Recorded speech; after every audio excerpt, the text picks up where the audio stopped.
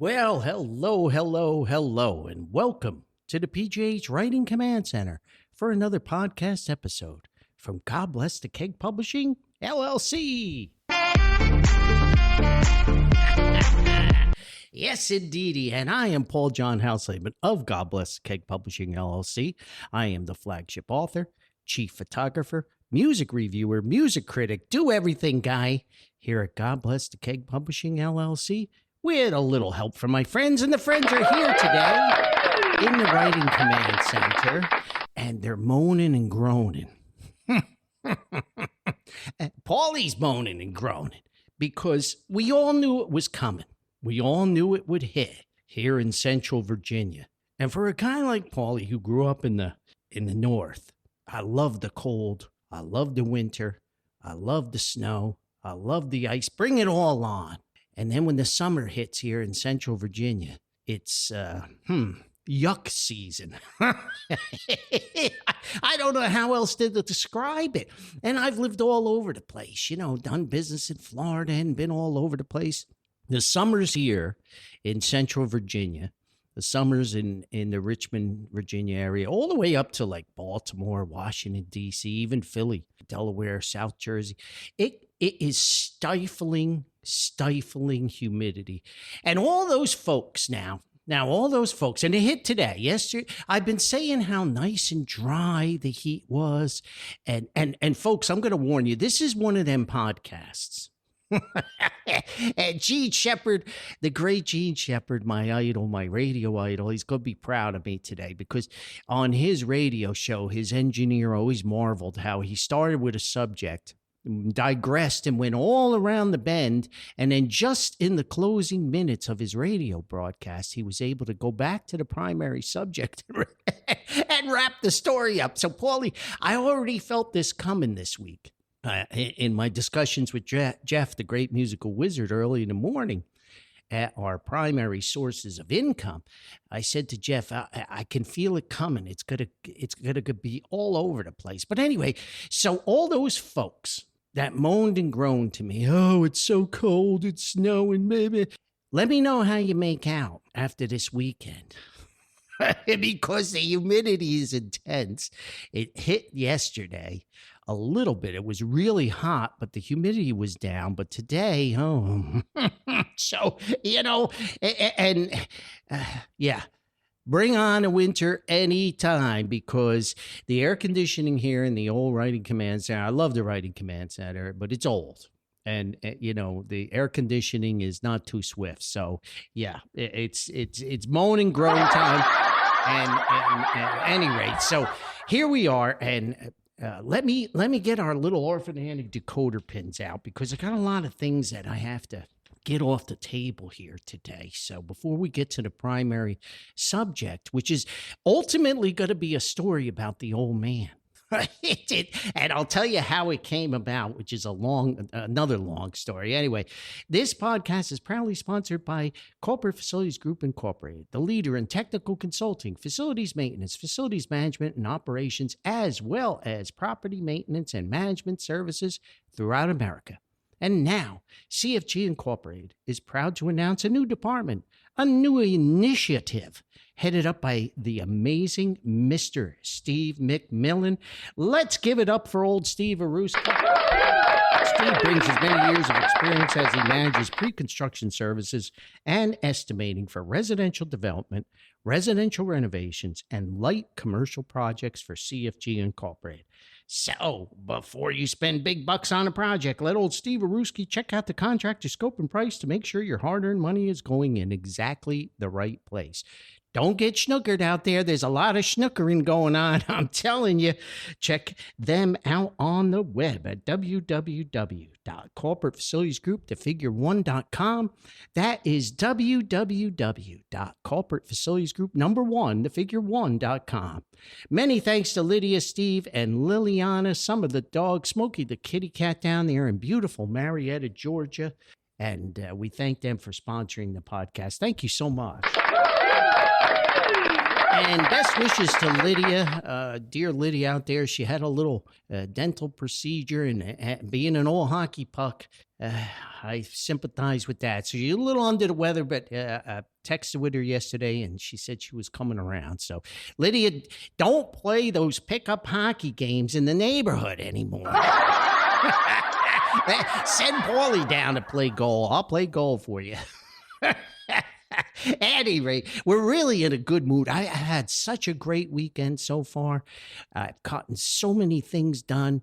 Despite the heat yesterday, I got this bug to clean, and I love to clean. I just love to clean, and I hadn't done my spring cleaning yet. If folks who come here to the Writing Command Center know I don't have anything here. There's just a handful of furniture and the little command center here, the Writing Command Center with my WA2ASQ, the radio station, and I got folding tables and everything. If I had to abandon ship in here, it would take me about 15 minutes to load the truck. But anyway, I pulled everything out and I was rearranging stuff, the little stuff I have, and I cleaned and I scrubbed and I was covered in sweat and I really felt good about it. It was spring cleaning time. So I cleaned the windows, I cleaned the windowsills, I high dusted, I low dusted, I mopped floors, which was a mistake because they took forever to dry. But anyway, so we're having a great weekend. I'm writing a bunch of stories now for the winter collection. Of course.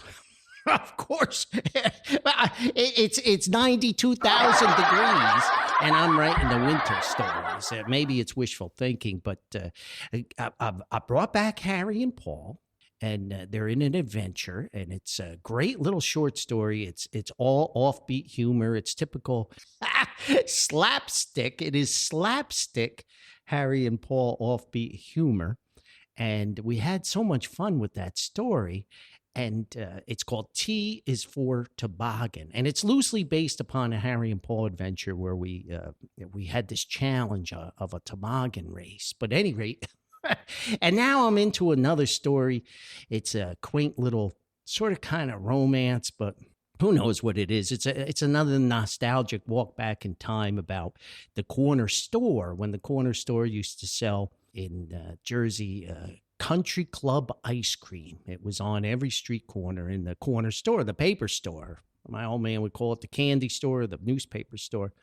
And they had ice cream there and magazines and a counter with sodas and ice cream floats and all that kind of stuff. Some sandwiches, maybe, cold sandwiches. But at any rate, it's called Corner Store Paperbacks. And I always remember this corner store had this vertical metal rack with paperbacks, the little tiny pocket paperbacks. And that's what inspired the story. Anyway, had a text with Amber yesterday. The great Amber helps me out with some of my storylines when I get stuck. And I texted with Amber yesterday for some advice on some romance. And thanks to Amber, she helped me out. So thank you. Shout out to Amber. And if you have a not-for-profit, a goodwill, a charity event that you would like Paulie to mention here on the podcast, please send it to godblessthekegpublishing@gmail.com. godblessthekegpublishing@gmail.com. If you have any comments, you want to yell at Paulie, tell me I'm crazy, I'm wrong, or if you want to tell me and Jeff and Frankie T and some of the other folks that were right, well, then do so. And be sure to watch the dates of your event. This is a weekly podcast, and I often get events that I just can't get on the air in time or whatever. So give me plenty of notice. But I do have a special, it's not an announcement. It's education. I'm going to say it's education because I got an education on this. I had a rudimentary knowledge of this person, but a very close friend of mine who actually was my hockey coach, one of my hockey coaches many, many years ago, Coach Ray. And Coach Ray might not have been the greatest X's and O's coach I ever played for, but he certainly was the most passionate hockey coach I ever played for. Absolutely loved the sport of hockey. And I would say he was so enthusiastic and so motivational that he was the best coach I ever played for. I just loved playing for Coach Ray, and he was a marvelous hockey coach. And he also a Vietnam veteran. And Coach Ray served a number of combat tours, and went in the Army Reserve after his Vietnam stint, and great advocate for veterans. Coach Ray always advocating for veterans, and he made me aware of this situation. And this young lady named, well, she was young at the time. She's 1941, so I stink at math. So she's somewhere around in her 80s, right? Low 80s. But Chris Noel, however you want to pronounce it, I would guess Noel, Terrible, New Jersey, is a retired American actress and entertainer. She is best known for her appearances in beach party movies in the 1960s and for her work on the Armed Forces Radio and Television Service as the voice of Vietnam. Now, Coach Ray, he mentioned this, and I jumped in there after researching and said, I'm going to advocate for this on the podcast, Coach. And she was a popular pinup girl, a beautiful, beautiful young lady of the era. And Noelle made frequent visits to troops and was at risk many times, having been shot at in the helicopter she was riding in. Now, if a gal's a Jersey gal like Nicole Atkins, I'm gonna get behind her. If a gal is a radio operator or a DJ or a radio personality, I'm definitely giving her a boost. She hosted the radio program A Date with Chris, and it became one of Armed Forces Radio's most popular shows. In addition to her work on radio during the Vietnam War, she toured the country 8 times, including twice with the Bob Hope USO tours. She was considered so valuable to American military morale that the enemy placed a $10,000 bounty on her. Noelle opened the show with the greeting, "Hi, love." Twice her helicopter was downed by enemy fire while she was visiting American military personnel in Vietnam. Her radio show, A Date with Chris, was recorded in California and South Vietnam between 1966 and 1971 for the Armed Forces Radio, heard on 300 stations around the world. Noelle was the DJ for her show, and she did interviews with other artists, Ray Charles, Lawrence Welk, Robert Mitchum, Marvin Gaye, Nancy Sinatra, and many others. Noelle received a Distinguished Vietnam Veteran Award in 1984 from the Veterans Network for her work on radio and other missions during the war. She is the only woman to travel through South Vietnam to remote bases in helicopters, riding with the door open next to the gunner. She survived mortar and assault rifle attacks in war zones. Goodness gracious. Noelle broadcast a radio show from Saigon while in South Vietnam. She also made a number of visits to troops in the Korean demilitarized zone during the Korean War. Noelle founded the Women's Interactive Network in 1985 to help women with post-traumatic stress disorder. In 1993, she opened a shelter in Boynton Beach, Florida. She's from West Palm Beach in South Florida originally, providing space for 10 to 12 drug-free veterans at the time. In 2019, she received AMVET's Silver Helmet Award. A DVD documentary of her life was released, Blonde Bombshell, the incredible true story of Chris Noelle. In May 2022, Noelle was awarded the Heroes Lifetime Honor Award at the Heroes Honor Festival. When a group of veterans went on a hunger strike in 1981 at the Los Angeles Veterans Hospital to get better treatment, the Reagan administration asked Chris Noelle to act as an intermediary with the veterans, and she helped negotiate an end to the hunger strike. So Coach Ray had said he's advocating, and he said, "Boy, you know, you great support of veterans and the military and your military stories and all the stuff you do." And we just went through the month of May 2026 where we did Military Appreciation Month, and my paperback story, A Basket on the Wall and Flying, we donate proceeds to the Wounded Warrior organization. But Coach Ray is advocating for the Presidential Medal of Freedom for Chris Noelle.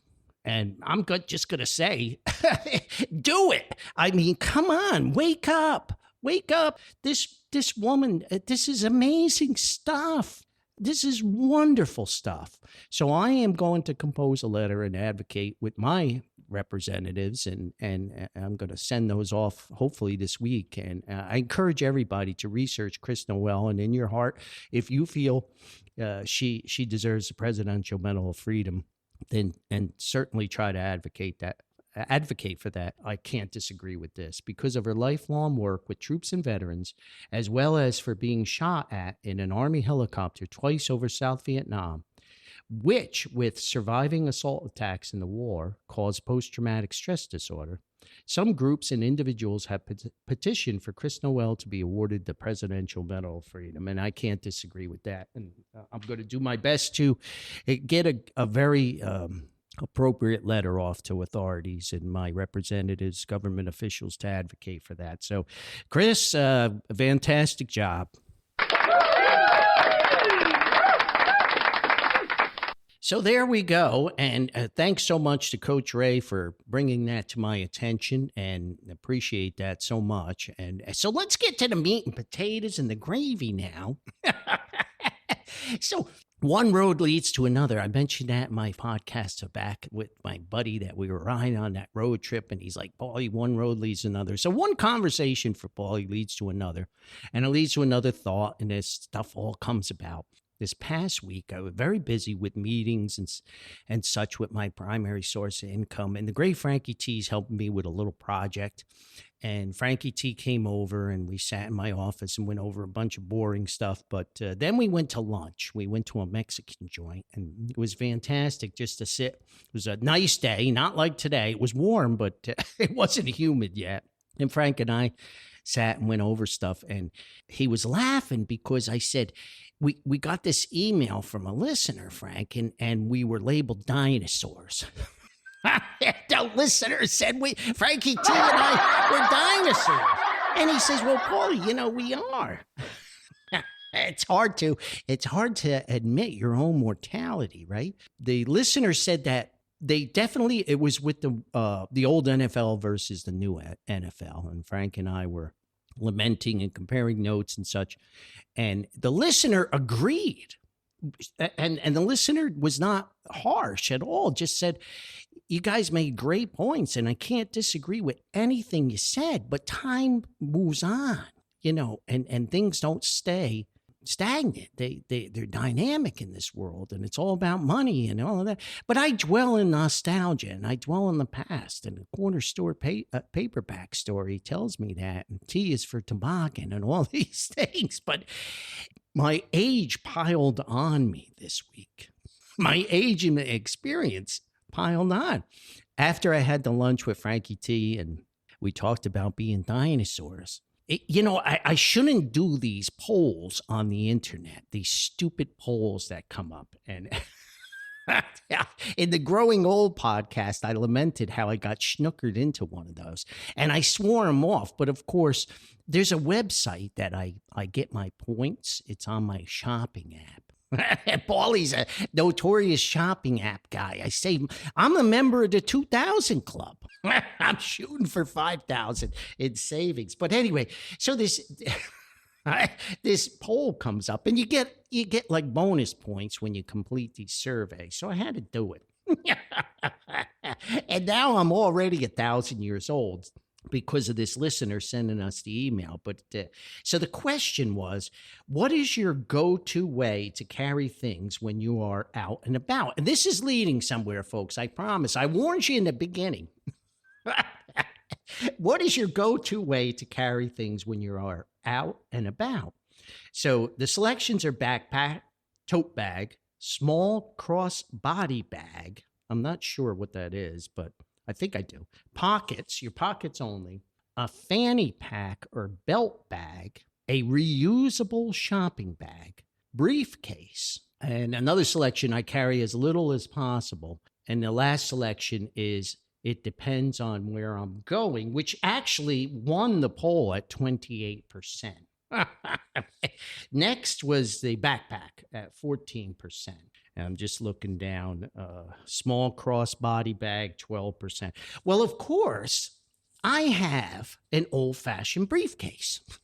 I'm like the guy, Darren Stevens, right? In Bewitched, the great TV show, right?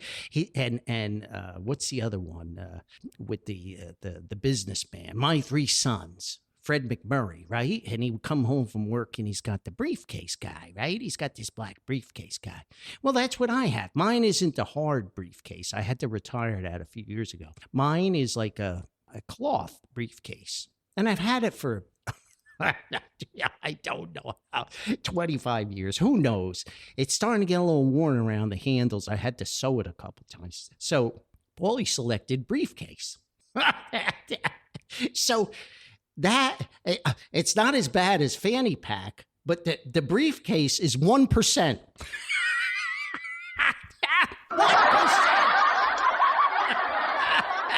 The fanny pack is 2%. So I'm a dinosaur. I carry this. So one road, one conversation leads to another. So the next day, after licking my wounds, taking this pole, going to lunch with Frankie T, I come in and talk early in the morning and I get up very early in the morning. And my good friend Harrison, the great Harrison, we've been together forever.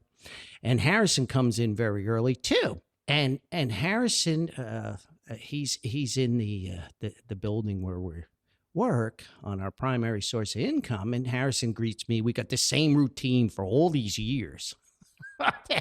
and I told Harrison the story. I told him, I said, I got called the dinosaur there the other day, Frankie T and I. And then I just took this poll because I did it at my desk in the office early in the morning. I go through all my emails and all that stuff very early in the morning, 5 o'clock in the morning. I told Harrison about, not only am I a dinosaur from the podcast episode, but I picked the briefcase. And Harrison's like, yeah, that old briefcase you had forever. He's piling on too. I said, I am a dinosaur. And then it hit. It happened. The true inspiration for this podcast. Because I said to Harrison, yeah, but Paulie can still dance, and I started moving my feet. Because Harrison, when he's walking around cleaning, I hear him singing. He's got his headphones in. He's not a good singer. Good thing he's a better housekeeper than he is a singer. So I do a little Paulie shuffle, and Harrison's looking at me like I'm had too many pints of Guinness early in the morning, and he says, okay, Paul. I said, I'm not kidding you. I was a championship dancer with my sister. I'm a very good dancer in my day and age. And then I told him a brief story of a gal that I dated. Not seriously, just a couple dates here and there. And we would go to I wasn't a club guy. Disco was not Paulie's thing, but we went to a couple dates and there was some music playing at a bar. I think it was a rock and roll joint. And it wasn't, in the books, I call it Lord Crudley's. It wasn't Lord Jim's in Hawthorne. It was, it was a place up in Riverdale. Next to the railroad tracks, but I'll think of it. But Slater's Mill. It was Slater's Mill. Popton Lakes, Riverdale, somewhere up there. Anyway, so I would like to dance with this gal, and we go out there and wiggle around, Electric Light Orchestra, Mr. Blue Sky. Blah, blah, blah.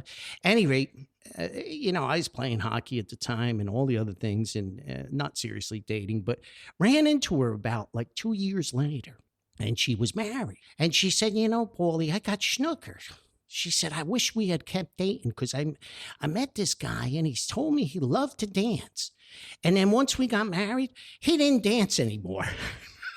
So I was thinking about these stories. And this is how this podcast came about because my sister was a clubber. She was into the clubs and the disco and all that stuff. And the great Harry and I were not. So here's the root of the story. So it's summertime and back in the old neighborhood. And Harry had that beautiful, beautiful car, 1978 Trans Am. In the books, we call it the Trans Wizard. Because I'm not famous enough to use actual copyrighted and trademarked names. I hope someday they'll pay me to use those, but that's not the case. So my legal advice says, Paulie, you write a lot of humor, so just make up phony, funny names. And the Trans Whizzer is actually the Trans Am. But at any rate, Harry had the car, right? And you had Smokey and the Bandit, and they had the Trans Am, and he's got Sally Field and Burt Reynolds and his cowboy hat, and he's going around in this fantastic Trans Am. So Harry bought Cerami Pontiac, Route 17 in Paramus, New Jersey. One day, I don't know, he never even told me. Harry never told me he was going to buy this car. He had this beautiful Camaro, which was a fantastic car too. LT1 Camaro engine in there, the 350. Beautiful color of white. I've never seen a more beautiful color of like an off-white. And he bought that at Johnny's Auto on Union Avenue, Union Boulevard in Borough, New Jersey. So Harry just calls me up one day. And you can read about this in The Night Always Comes. This is very true. Novel, my first real novel. And Harry's like, hey, Paulie, come on over. It was after work. So I go over there, and there in front of his house at 20 John Street was this brand new Trans Whizzer, 1978. And it was the most amazing vehicle. It was a brown metal flake paint with the gold Firebird on the hood and the gold paint highlights and all this stuff. It had a T-top. It had the Trans Am engine in there. The interior was a light brown with a dark chocolate brown highlights, with that dashboard with the Firebird on the steering wheel.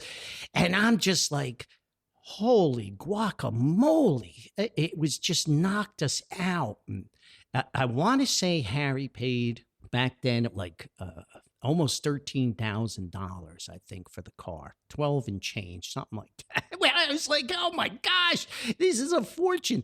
But Harry was making a good pop as a welder and metal worker at that time, and went through the whole apprenticeship at his shop with his old man and everything. So, and Harry plunked down, he traded in the Camaro, and he got this fantastic car. And that set off the adventures of Harry and Paul. I mean, we certainly had the adventures of Harry and Paul and Jeff. The great Jeff Porter lived down the street there at 30 John Street. But when the Trans Whizzer appeared, it just set us off to a different set of adventures. So back then in the olden days, we had to get out of the hood. We had to get out of the old neighborhood because all the women there, the young ladies, knew we were losers. So we had to open up our avenues to attract new young ladies who didn't quite realize that we were bums. And I was playing a lot of hockey at the time, and we would always take the Trans Whizzer because I always had old wrecks of a vehicle, and it was what Harry would call the Trans Whizzer was a chick magnet, and my vehicles were chick repellers. And nobody would pay attention to any of the vehicles I would ride in. So we'd hop in the Trans Whizzer and ride to wherever and playing our music, and we were rock and roll guys. And Harry he had a cassette tape recorder. He didn't have an 8-track in that one, and he had a cassette player. And he'd buy all these records and albums, and we'd pitch in for gas, and we'd go out and try to set the world on fire on Saturday night. We had to go with Saturdays because Harry and I both worked on Saturdays, and sometimes I had hockey games, but Friday night didn't work for us because we couldn't stay up real late.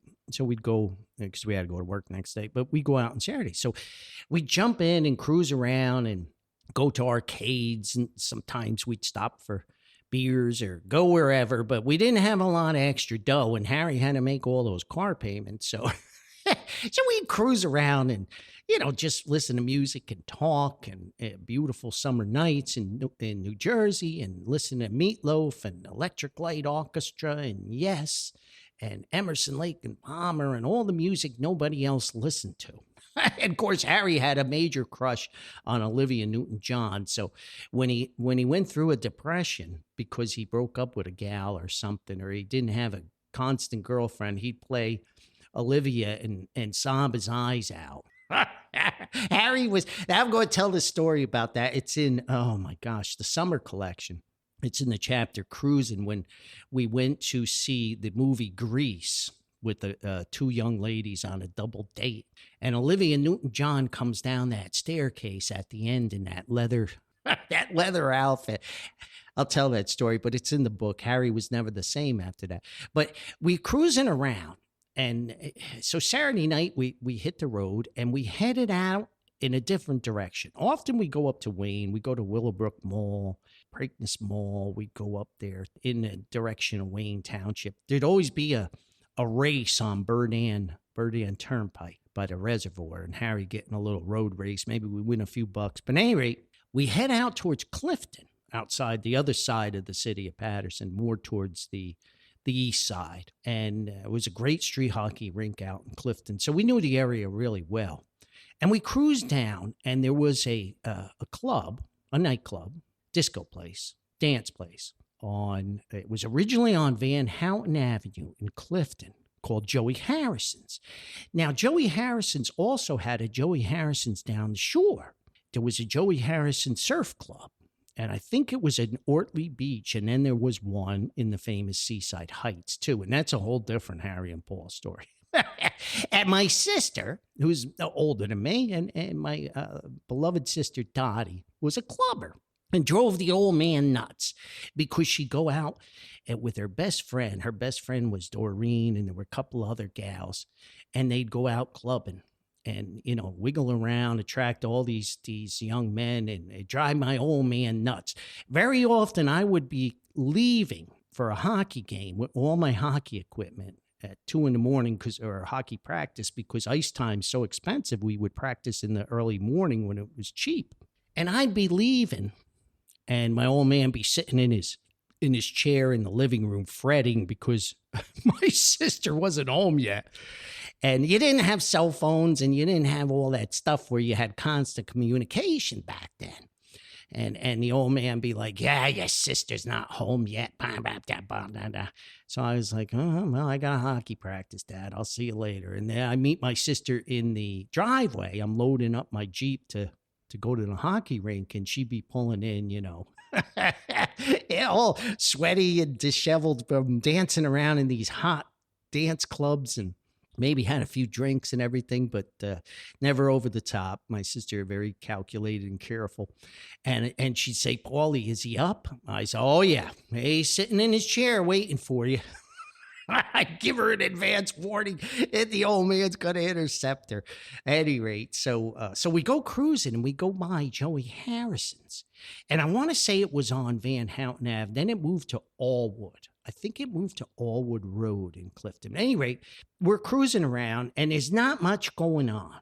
And Harry looks over, and he says, oh, hey, Paulie, look, there's Dottie's car. She's at Joey Harrison's. He says, I bet Doreen is with her. And Harry had a little bit of an eye for Doreen, my sister's friend. And she was older than Harry, but that never stopped the gray Harry. He says, I bet Doreen's there. He says, let's go in. We'll pay the cover and have a couple drinks, have a couple beers inside. I was like, Harry, that's not our gig, And he's like, yeah, but there's nothing else going on. So he pulls into Joey Harrison's, and we get by the bouncer and show our IDs and pay the cover for the band and all that stuff. And place is jammed. It's like, oh my gosh, it's like Yankee Stadium attendance for a Red Sox game, all crammed in this nightclub. You can't even move. So it's one of those bars where you gotta, if you belly up to the bar, if you can find a spot, or sit in a hole, the drink hole, wherever, you got to keep buying drinks to hang around the bar. That's the way it was back then. And, you got to be careful. You get polluted real quick. So we're hanging out at the bar. I ordered beer. Harry usually always drank screwdrivers back then. But anyway, we're sitting there at the bar, and I'm looking around. I was like, it's so crowded. And I see my sister, and she's out there wiggling around, Dancing Queen by ABBA, and the Bee Gees, Saturday Night Fever, and all that, Staying Alive, and all that music, Not what Harry and Paul listen to, but it is my sister. And Harry's like, I wonder where Doreen is. So I said, I'm going to go out and dance with Dottie, because I could dance. I was, like I told Harrison, I was a very good dancer. You friends, what do you know? But my sister, fantastic dancer. And we would dance the foxtrot and do a little ballroom. We could dance anything. But anyway, I go out there and Dottie's like, "Oh, Paulie, what are you doing here?" I tell her the story. So we're wiggling around out there on the dance floor and dancing together. And, I'm flinging her around and spinning her around and doing all this stuff. And it's too hot. And the air conditioning there really suffered. And so we get done with that song and dance. And, I give her a kiss on the cheek and I say, "Hey, I'll see you later. And just going to have another beer. And Harry and I got to hit the road." And she knew Harry was, prowling around looking for Doreen or one of her other friends. She just laughed. Everybody knew Harry. So I go back to the bar and Harry's unsuccessful in his quest. And sitting next to Harry, and all of a sudden someone taps me on the shoulder. And I was like, I turn around and there's this little guy, real muscular little guy though. And I stand up and I was like, "Hello." And he had a gigantic afro. If I put all the hair I ever had in my entire life together, I didn't have as much hair as this young guy had. And obviously an Italian American. In New Jersey, you can identify the Italian guys right away. They got the crucifix, they got the bling, they got the chains, they got the shirt open down to their like third button. So there's a little chest hair there, and he's got all this going on. And he's only a little guy. And when I jump off the bar stool, he's like looking me up and down because Paulie's kind of a big guy. But at any rate, I said, "Yeah, can I help you?" He says, "Hey, I saw you out there dancing with Dottie." I was like, "Yeah, okay. What? What about it?" Now, Harry's looking. It wouldn't be the first time we've had a bar encounter. Two hockey players, right? Anyway, he says, "Well, I didn't like that." I said, "Oh, okay. All right." I said, "Well, that's just the way it is, man." He says, "She's my gal now." And I couldn't keep up with the revolving boyfriends that my sister had at the time because she was a very attractive young woman and is still beautiful in her older age. And so I was like, okay, I don't know. He's like, "Yeah, she's my gal. And I don't like you dancing with her. And I didn't like you giving her a kiss either." And I said, "Well, you're going to have to get over it." I said, "Because I'm going to tell you, anytime I want to dance with Dottie, I'm going to come out there and dance with Dottie. And anytime I want to give her a hug or a kiss, I'm going to give her a hug and a kiss." Now, Harry starts laughing a little bit because he knows I'm eventually going to tell this guy the truth. And I had to say, I love this guy. He's like, "Well, then, you're a big guy." He said, "We're going to have a real problem here." "We're going to have a real problem." I said, "Well, then we're going to have a real problem." I said, "What do you think we should do about it?" He says, "Well, we ain't going to do nothing in here, but, we can go outside and settle this." I said, "Well, if you think that's necessary, then, yeah, you do what you got to do. But I'm telling you, I am going to dance with my sister anytime." And his face, his jaw dropped. It was like the Bugs Bunny cartoons where the eyeballs come out. And he looks, he says, "You're Paulie?" I said, "Yeah, I'm Paulie." I said, "Dottie's my sister." He says, "You're Paulie." He says, "Oh, thank God." He says, "Oh my goodness. I was standing here thinking, oh my gosh, I got to go outside with this big giant guy and he's going to destroy me." And he says, "Oh, thank you." And he gives me a big hug. That was the first time I ever met my brother-in-law, the great Tony. Tony, unfortunately passed away 2 years ago from a terrible disease, a very rare disease, which I will mention. Progressive nuclear palsy, PSP. No, I got that wrong. Progressive supranuclear palsy. There we go. And PSP, a very rare disease. And unfortunately, we lost the great Tony 2 years ago. But that was the first time I met Tony, Anthony, and he went on to marry my sister. So So the clubbing, it was a big part of everybody's lives back then. And Harry and I had a good laugh. We bought Tony and his buds. His buds were always around. We bought him a bunch of beers and had a good laugh. And my sister came over and she's like, "You met Tony, huh?" I was like, yeah, poor Tony. And so we had a good time. Then we jumped back in the Transwizard and finished our cruising for the night. But when I got home, the old man was up, of course, and he's like, So I said, "I got good news for you, Dad." I said, "Harry and I went down to the Joey Harrison's there and we met Dottie and she got a new boyfriend, Tony." And I told him the story. And the old man loved that because he's like, "I didn't back down, huh, Paulie?" I said, "No, I didn't back down." He said, "Great guy. I love this guy." And the old man's like, "She got a good one, huh? He's just a little Italian guy, huh?" I said, "Yeah, lives up on Cement Hill in West Patterson." We called it Cement Hill because all the Italian guys, they're all masons or landscapers, which Tony was. And they would, instead of cutting the grass, they just put down these giant cement patios and paint it green so it looked like grass. Anyway, Tony lived in West Patterson, and now they call it Woodland Park. They were ashamed to be part of the city of Patterson, so they changed their name from West Patterson. I still call it West Patterson. So the old man was happy.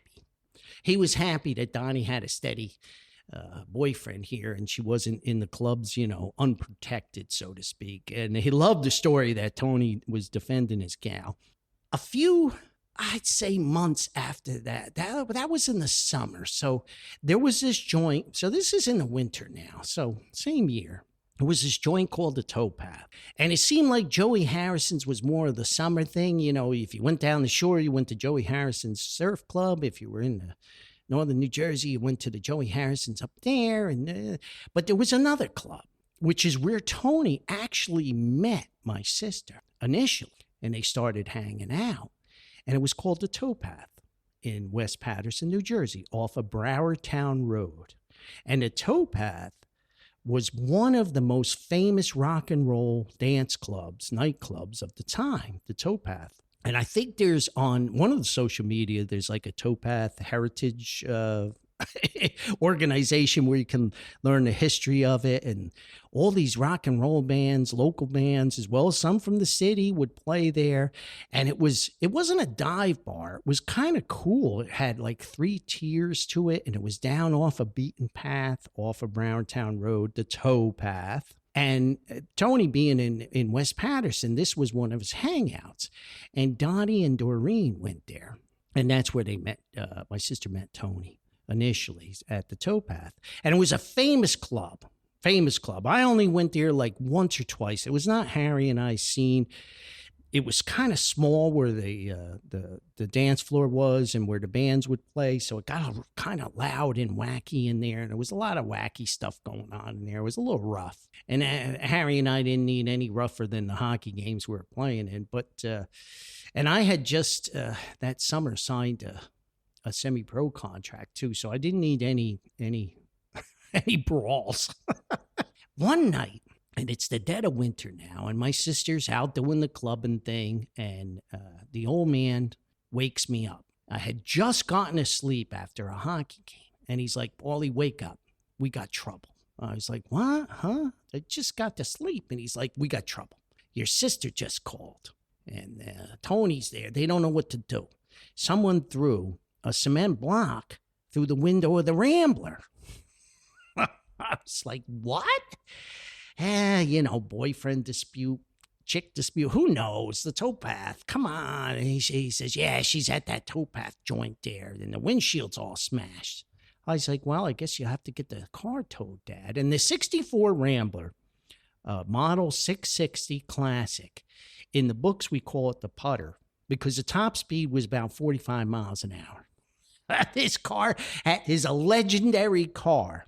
A legendary car in the annals of the old man's history. It was the old man's primary daily driver for years.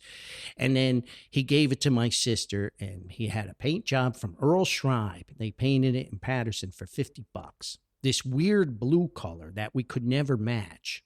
And they give you a little quart of paint as touch-up. And, of course, we use that up because the car was basically rusting off the chassis. And the old man would fix We're always fixing that car. I spent most of my teenage years, and thank you, Dad, for teaching me to be a very good auto mechanic because of fixing that car.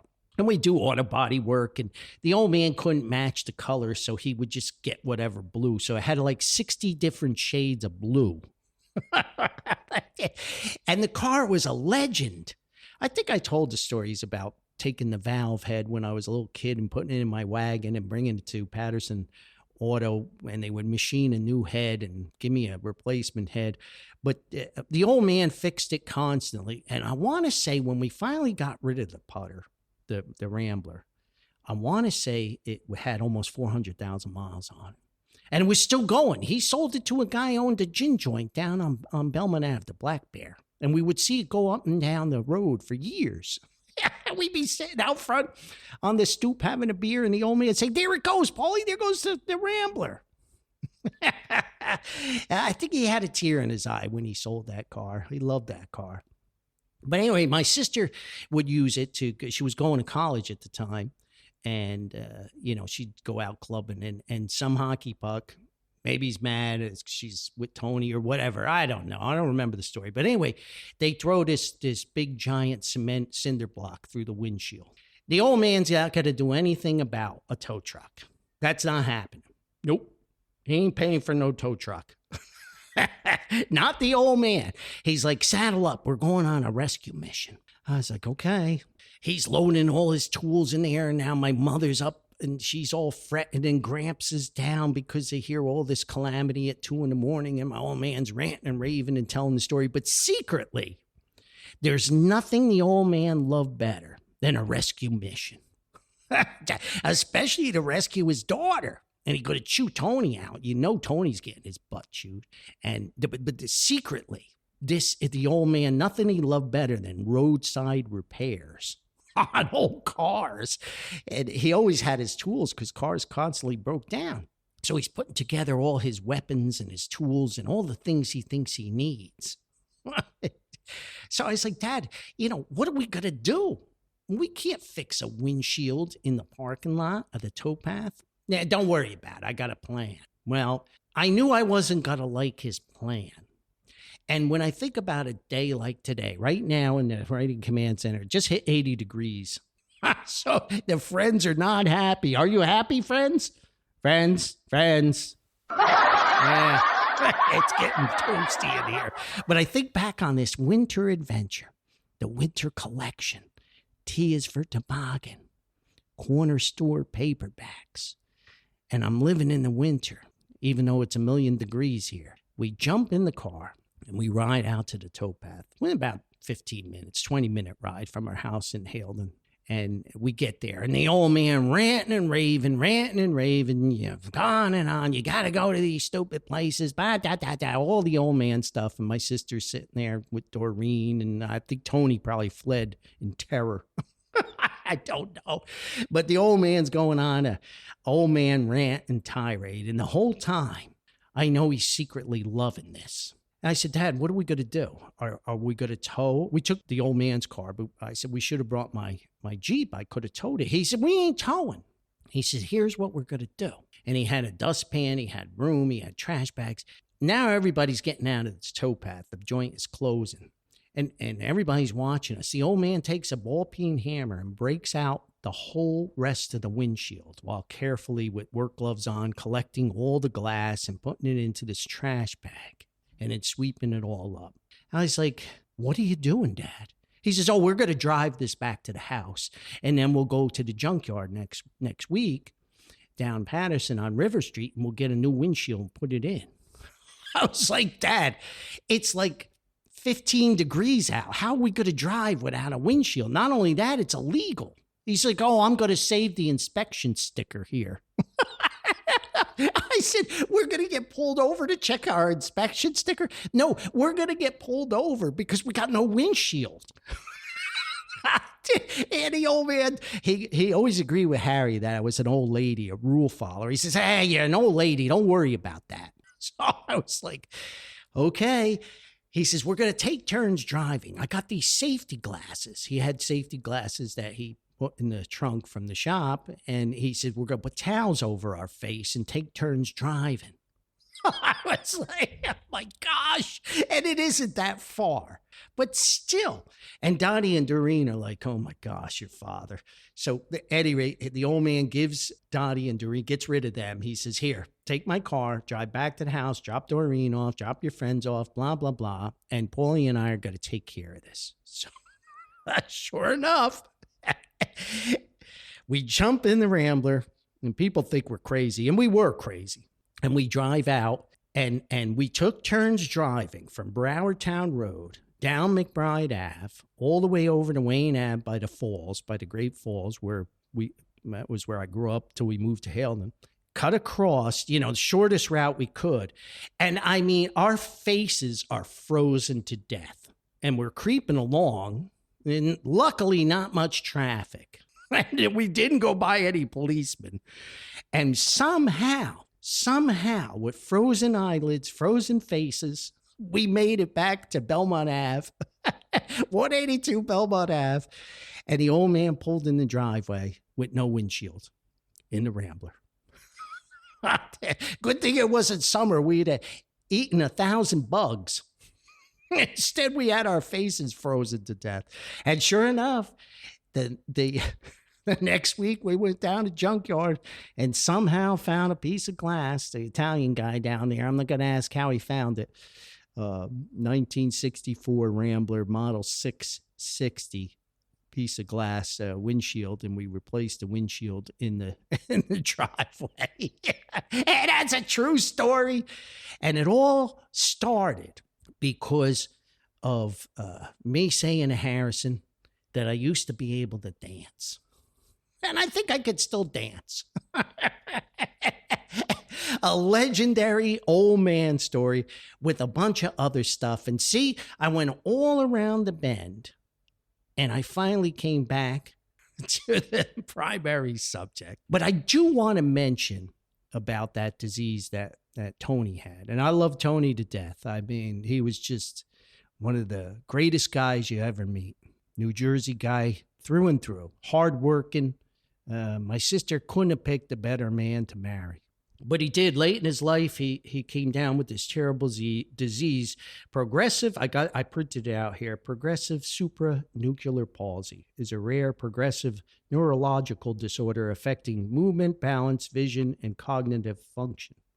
It's caused by a buildup of tau protein in the brain, and it's often initially mistaken for Parkinson's disease, but it progresses more quickly and does not respond to Parkinson's medications. It's very rare, affecting 6 to 10 individuals per 100,000. And those numbers are likely underestimates due to doctors thinking that it is Parkinson's disease. But we lost Tony to PSP. So please, if you'd like to support PSP, it's www.psp.org.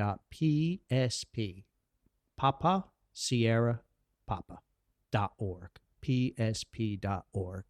And I have donated and appreciate the support. So, hey, that's about it for now. We've got Cousin Jack. Cousin Jack will be here Tuesday. I'm recording this on a Sunday. Cousin Jack's going to be in here Tuesday to talk about UAPs, UFOs, conspiracy theories, government secrets, all this stuff. Cousin Jack had a forward propulsion issue. His cars kept breaking down. But we got Cousin Jack a new set of wheels. In fact, I got to put a vacuum hose. Thanks, Dad. I got to put a vacuum hose on his Toyota. We're going to do that and then record the podcast because Paulie can still swing the tools. He can still swing the tools. And I can drive cars without windshields. So, hey, what do I know?